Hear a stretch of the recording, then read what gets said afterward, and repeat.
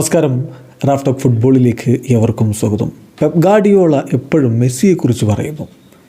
ഞാനൊരു ഗോൾ അടിച്ചാൽ എന്നോട് പറയും മെസ്സി അടിക്കുന്ന പോലെ 2 ഗോൾ അടിക്കുകയെന്ന്. 2 ഗോൾ അടിച്ചാൽ പറയും മെസ്സി അടിക്കുന്ന പോലെ 3-4 ഗോൾ അടിക്കുകയെന്ന് പറയുന്നത് എർലിംഗ് ഹാലൻഡാണ്. അപ്പോൾ നമ്മളൊന്ന് പരിശോധിക്കുകയാണ്, പെപ്പിൻ്റെ കീഴിൽ ഏറ്റവും അധികം ഗോളുകൾ അടിച്ചിട്ടുള്ള താരങ്ങൾ ആരൊക്കെയാണ്?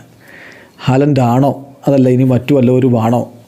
പെപ്പിൻ്റെ കീഴിൽ ഏറ്റവും അധികം ഗോൾ അടിച്ച 5 താരങ്ങളുടെ ലിസ്റ്റ് എടുത്താൽ 5ാം സ്ഥാനത്തുള്ളത് ഗബ്രിയൽ ഹീസസ് ആണ്. ബ്രസീലിയൻ താരം ഗബ്രിയൽ ഹീസസ് മാഞ്ചസ്റ്റർ സിറ്റി കളിച്ചിരുന്ന സമയത്ത് പെപ്പിൻ്റെ കീഴിൽ 94 ഗോളുകൾ അടിച്ചിട്ടുണ്ട്. അദ്ദേഹം 5ാമത് വരുമ്പോൾ എർലിംഗ് ഹാലൻഡ് ഇപ്പോൾ 4ാം സ്ഥാനത്തേക്ക് വന്നിട്ടുണ്ട്. 100 ഗോളുകളാണ് അദ്ദേഹം ഇപ്പോൾ അവർക്ക് വേണ്ടി അടിച്ചിട്ടുള്ളത്. ഹാലൻഡ് ഇനിയും ഗോൾ അടിച്ചു കൂട്ടും. ഈ കണക്ക് ഒരുപാട് മുകളിലേക്ക് പോകും എന്നുള്ളത് ശ്രദ്ധേയമായിട്ടുള്ള കാര്യമാണ്, എല്ലാവർക്കും ഉറപ്പുള്ള കാര്യമാണ്. റഹീം സ്റ്റേർലിംഗ് ആണ് 3ാമതുള്ളത്, 120 ഗോളുകൾ.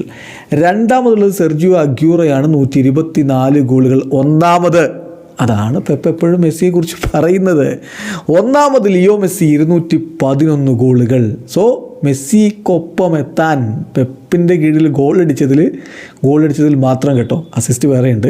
അപ്പോൾ ഗോൾ അടിച്ചതിൽ മെസ്സിക്കൊപ്പം എത്താൻ ഹാലൻഡ് ഇനിയും 111 ഗോളുകൾ കൂടി അടിക്കണം. അതിന് ഹാലൻഡിന് കഴിയുമോ എന്നുള്ളതാണ് ചോദ്യം. ഇനി ഒരു കാര്യം കൂടി പറയട്ടെ, ഹാലൻഡ് ഇപ്പോൾ 105 കളികളിൽ നിന്നാണ് 100 ഗോളുകൾ സിറ്റിക്കായിട്ട് അടിച്ചിട്ടുള്ളത്.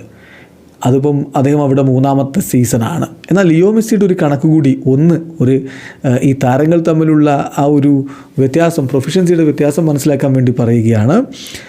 2012 ജനുവരി മുതൽ 2013 ജനുവരി വരെ എന്ന് പറഞ്ഞാൽ ഒരു വർഷക്കാലം. ആ ഒരു വർഷക്കാലം കൊണ്ട് ലിയോ മെസ്സി 75 കളികളിൽ നിന്ന് അടിച്ചു കൂട്ടിയത് 100 ഗോളുകളായിരുന്നു. സോ ഡിഫറൻസ് വളരെ വ്യക്തമാണ്.